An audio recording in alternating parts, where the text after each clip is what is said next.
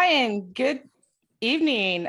Thank you for tuning into Spiritual Alchemy Energy, the podcast with Julie. Today, I have the Spirit Mamas with us. We have Victoria and Tiffany. Thank you for being here today. Thanks for having us. Yay, we're so excited. Okay. Victoria, why don't you introduce yourself and then we'll move on to Tiffany.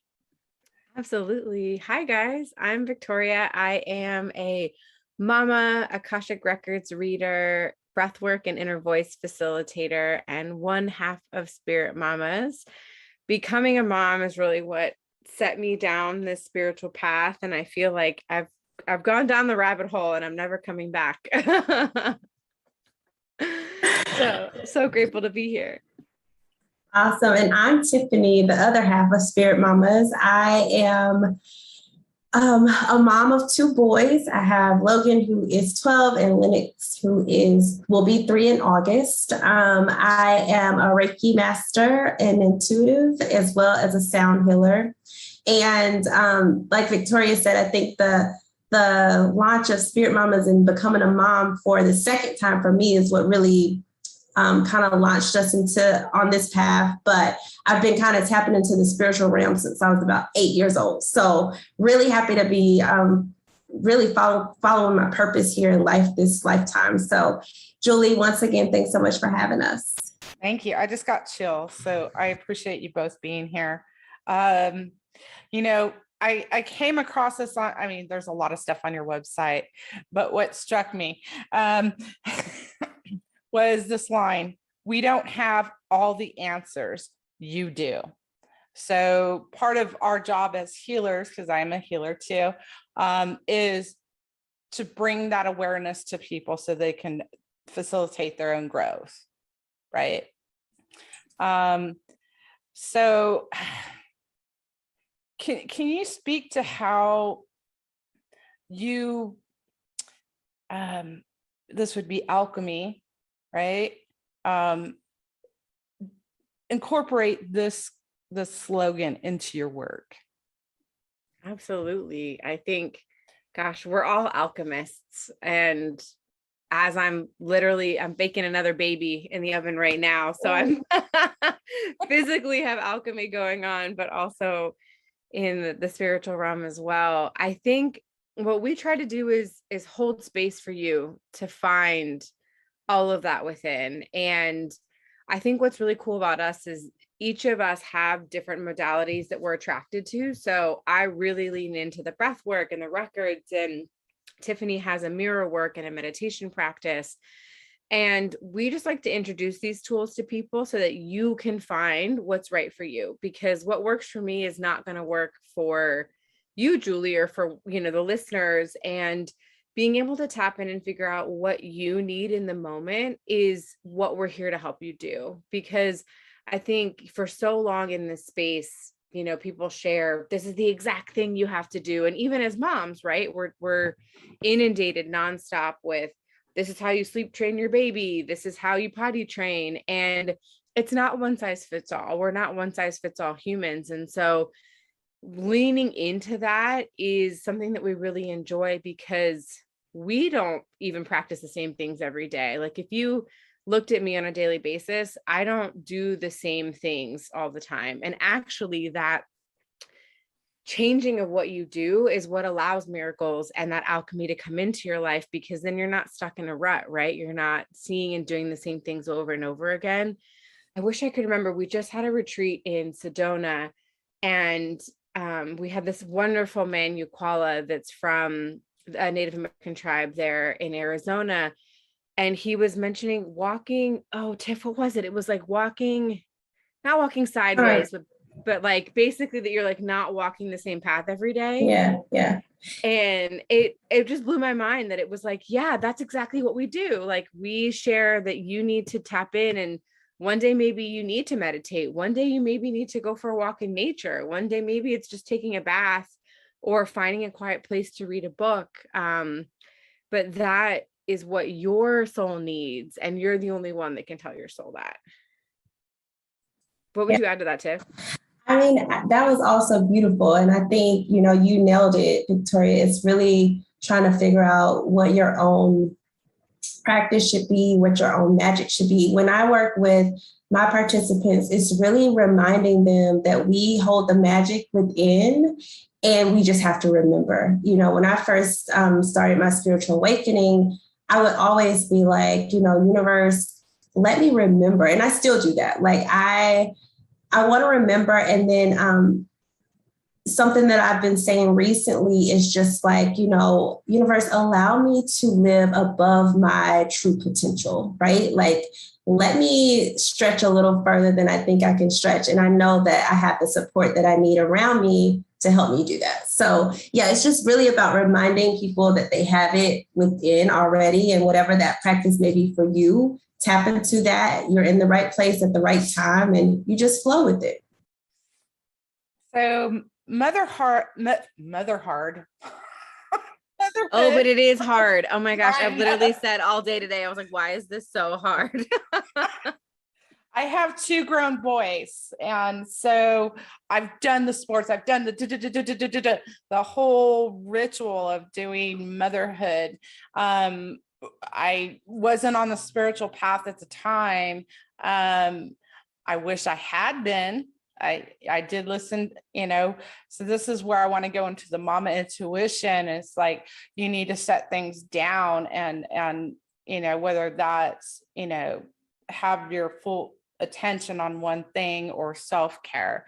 So can you speak to the mama intuition that you try to bring forth in the women that you work with?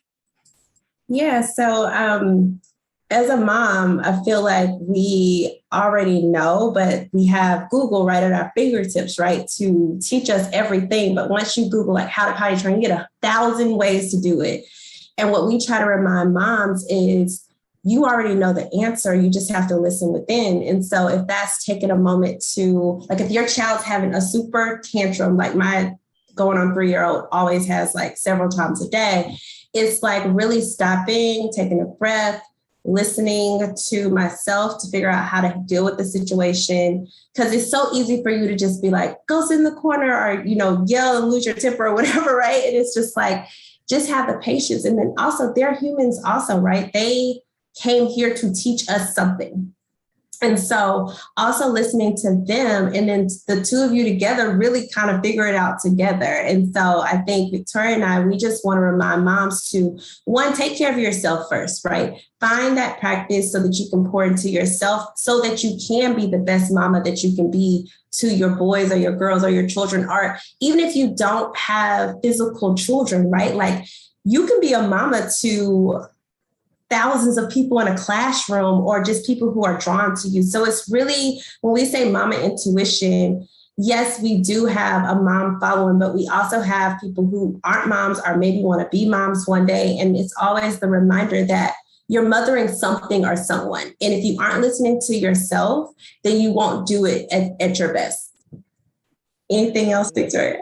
No, just even thinking about like that, you have to pour into yourself first, because when I'm tired, when I'm cranky, when I'm not at my best, I don't have the space to mother anything else or to listen, right? Because as you said, Tiff, our children are leading us in so many ways, and listening to their needs is, to me, one of the most important things. I'll never forget, actually, Tiffany, when you told me her youngest, Lennox, like, doesn't go to bed early. And I thought that was crazy. Like, I was like, what do you mean? Like, that boy needs to be in bed by 6:30. Like, all the books say that or whatever. And Tiffany was like, no, it was fighting him and his natural rhythms, until I stopped and listened and saw, no, he needs to be up a little bit later, and then he's going to sleep through the night.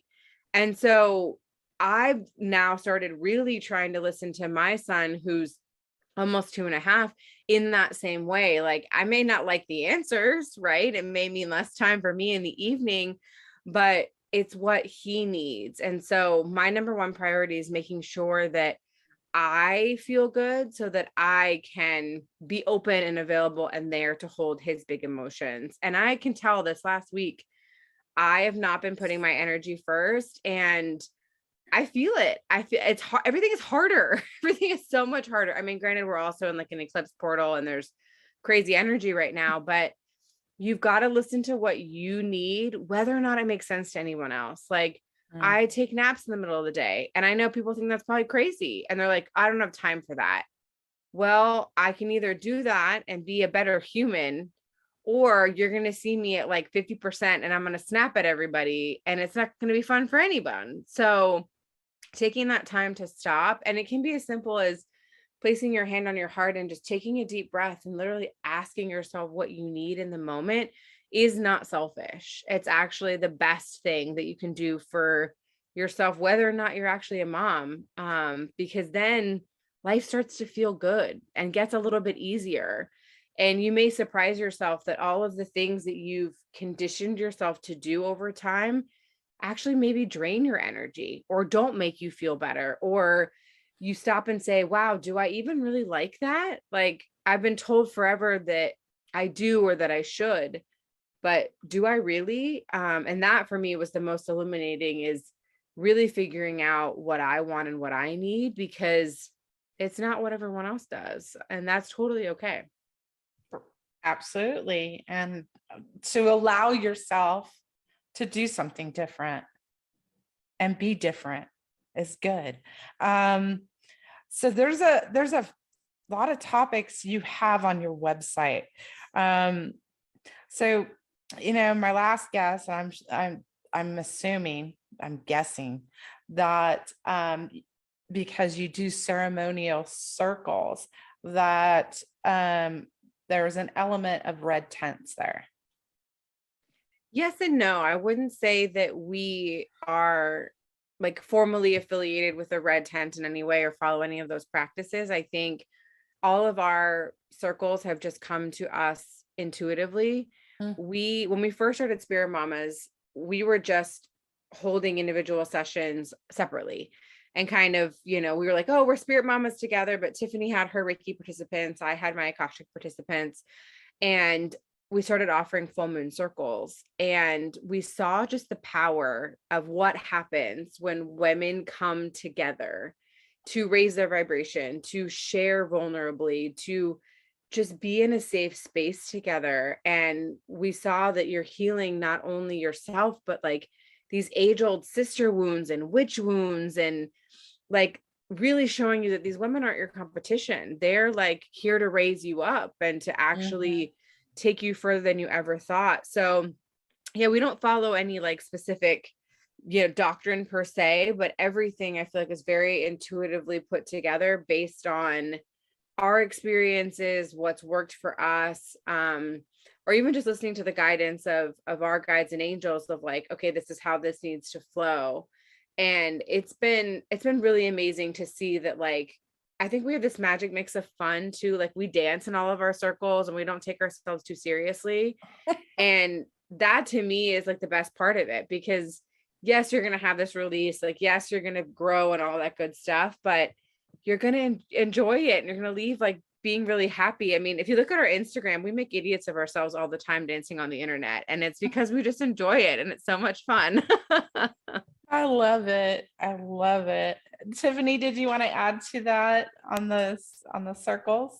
No, I just think, we, like Victoria said, we started with our full moon circles, and then we've expanded into some of our sacred containers, like Healing the Mother Wound, which is a 4-week container that we have. It's limited space, so it's usually anywhere between 10 to 15 ladies, and over 4 weeks. In this particular container, we work on the lower chakras all the way up to the heart. And it's really working with our ancestors to release trauma that maybe they didn't heal before they left, that we need to heal now, and then for the next lifetimes to come, right? And so it's beautiful. So we went from full moon to that. And then I was like, Victoria, we have to do something in person. And so that's where we have our spiritual retreats, like we had in Sedona and then in the North Georgia mountains. And so I think we realized, like, even though we have our own practices, when we come together, even just me and Victoria, like our power together is amazing, especially when we're doing like our divine feminine healing work and things of that. We just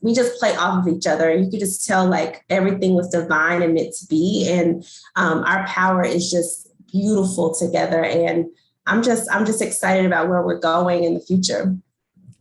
Awesome. Awesome. I feel like you guys have spent a couple lifetimes together before this, probably. I really feel that. There was something that you mentioned in your, oh, wow, it's gone. We already talked That's me all the time. It's gone. You know, I got a couple things here. You've probably been spiritual all your lives. So at some point you ventured down this rabbit hole. And I know I've talked to other people and they've actually heard like the call. Have either one of you experienced that? I think I have. So I've been tapped into the spiritual realm probably from the time I was born, but from the time I can remember was 8. So intuitive dreams, spirits coming to me, seeing things walk through my house. And I ran away from it for the longest. But I will say right after the birth of Logan, who's the oldest, Logan, Lennox, all mushed together sometimes, but Logan, who's now 12, I will say maybe like around the time he was between 3 and 5, I got this urge to like find out what my true purpose was. I started questioning like my religion that I was kind of doctrined into, and just told like, hey, you got to go to church every Sunday. And I started really tapping into the fact that I had this connection to the spiritual realm. And so for me, it's always been a part of me, but I will say like after that birth portal was open with Logan, I really felt like this calling to truly step into my true purpose, which is a healer. So I'm a healer. I'm supposed to help people and remind them of the power that they hold within and that we all are connected. And so that was my calling. I think for Victoria, she can go into this, but she like ran away from it for the longest. So like I was the one who would like come to work. We worked together in corporate and I would come to work and I would translate people's dreams and I would do all this woo stuff. And then she would be like, no. And then I think after she had Sebastian was kind of, after a miscarriage, you can talk about it, but that's when I feel like you got your calling, Victoria. Yeah. You used to always be like, Victoria, you are spiritual, you are connected. And I was like, no, like my mom is, like, I'm not. And I think because I thought it had to look a certain way, like my mom has dreams that, come true. Like that's her beautiful gift. That's not my gift. I just have a knowing and a word vomit, for lack of a better term, of like what just comes out. But I told myself I wasn't. And I think too, because of, I ran away from the term spirituality. Like if you had told me 10 years ago that I'd have a business named Spirit Mamas, I would have laughed in your face and been like, yeah, right. That's never going to happen. And it was just because of the connotation of certain words. Right. But as Tiffany said, I had a miscarriage at the end of 2018 and I wouldn't say it was a calling yet. It was definitely more of like I started to lean more into meditation. I had already been kind of into yoga. I was journaling more. I really just started that searching, kind of down on my knees, like, all right, there's got to be a bigger reason why this happened. And I truly believe now that it was the wake up call I needed. And actually that soul only came through in that way to show me that. And I believe now that the soul that I'm carrying is that same one. Like he's coming through now. He's ready. He is going to be my biggest teacher spiritually for sure. He bosses Tiffany around all the time when she does Reiki on him and is like, no, you need to turn me this way. You need to do this or that. I'm like, oh God, I'm in for it. So mine was more of a slow burn, I would say. And after having my son, my first one, Sebastian, I just started the questioning, of, okay, there's got to be something more out there. I've got to be doing more with my life than this 9-to-5 corporate job that I don't love. What is this? And I found a group of Kundalini yogis and really fell in love with the Kundalini practice, which are very specific kind of breathworks and meditations. And I feel like that and the portal of birth are what opened me up to, be such a receptor. And then I feel like I just went wholeheartedly in with, both feet. And now I'm the complete weirdo that, has crystals everywhere. And like, even from 2 years ago, I'm more me. I don't want to say I'm a completely different person, but I'm now more me than I ever have been. More authentic. Yes. So yes, exactly. Let's talk about this term that you use. Was it the portal of birth, the birth portal that opens? And speak to it. Not just being a mom, but the other types of moms that show up. Absolutely. I think we all carry this portal energy within us, right? We talked about being alchemists in our sacral chakras. That's where all of your creative energy is stored. And so tapping into that is truly a portal for creation of anything, of a baby, of a project, of a book, of beauty, really is what it comes down to. I think we as humans are here to spread love and create beauty in the world. And so whatever that means to you. And so tapping into that energy opens something inside of you that you can't close again, that it's open now forever. And you can either choose to work with the energy, or I don't want to say it's going to control you, because that's not true. But if you're not listening, the universe is going to come knocking anyway. And that little, rock on your window is going to become a boulder. It's going to become, I'm going to knock your whole damn house down until you listen. And so, I think as women, we store so much in that area as well. And so the balance of rebirth, right, of creation and destruction that we carry in our bodies is so potent. And if people even realize like the fraction of the power and the energy that they held, I really wonder sometimes if they would make the same choices, or do things a little bit differently, because we carry it all. We have all of it inside of us, and men do too, of course, but I really believe that women can tap into it a little bit more easily. What would you say about the portal, Tiff?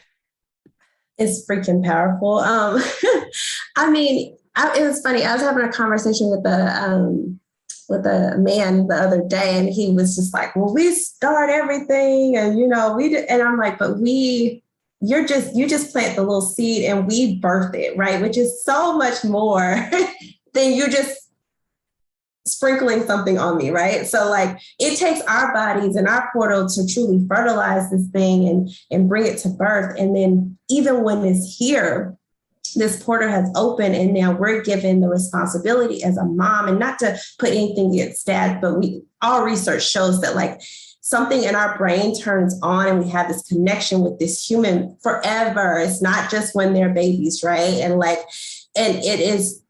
it's really powerful to know that it's this spiritual connection that is so deep. And just like you said, Victoria, like, I wonder if you really knew what you held, like, would you do certain things differently? And I have to just say, like, now that I know the power that I hold as a mom, as a woman that can birth different things, it's really just being thankful and grateful for it, because I think that we are stepping into a new time where women are going to start kind of stepping up and stepping into their power, because we've been suppressed for so long, and told that we are just this woman who walks around with a pregnant belly, and you're supposed to, take care of the home or whatever. But we're so powerful, and you see that in everything we do, in corporate America, down to, hell, going outside and planting flowers, right? Like, you're birthing things, and we have that power. So I think it's like, you can be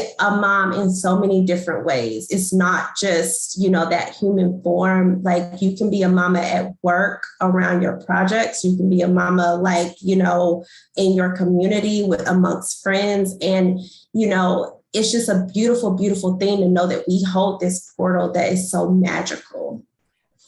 So now I got a hard question.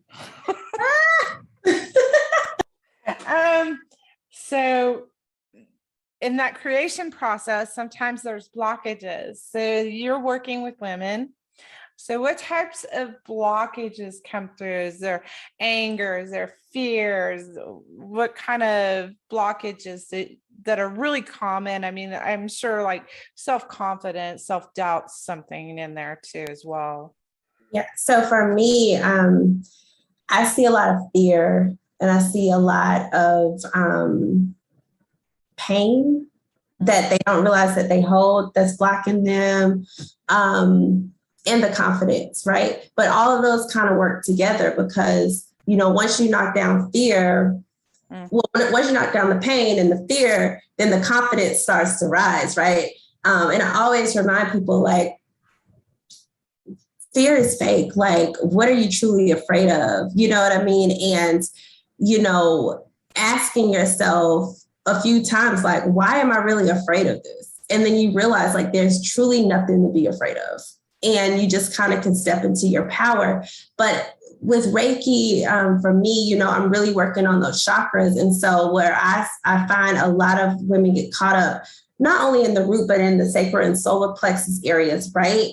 And it's like, once I get those to turn in the right way, then we get to the heart and it's like, oh shit, right? Like, it wants to move, but it can't because there's a lot of pain that's there. And that the beauty of doing Reiki for me is, like, when I get to that heart area and after you've come to me for a few times, like, we're talking and I see that confidence building, I see it. And then when your heart just explodes open and it just flows through the rest of the chakras, it is so magical to me. And then I just always remind my participants, like, you did this. Like, yeah, I have put my hands on you and I'm moving energy around, but it's me reminding, I'm moving that energy so you can remember to let go of that confidence. I mean, to let go of the fear, to build up the confidence. Yeah. So, but fear and pain is what I see a lot. Yeah. Mm-hmm. And it comes back to safety, security, right? That if you really, like Tiffany said, ask why and get underneath it, there's something that has made you feel unsafe.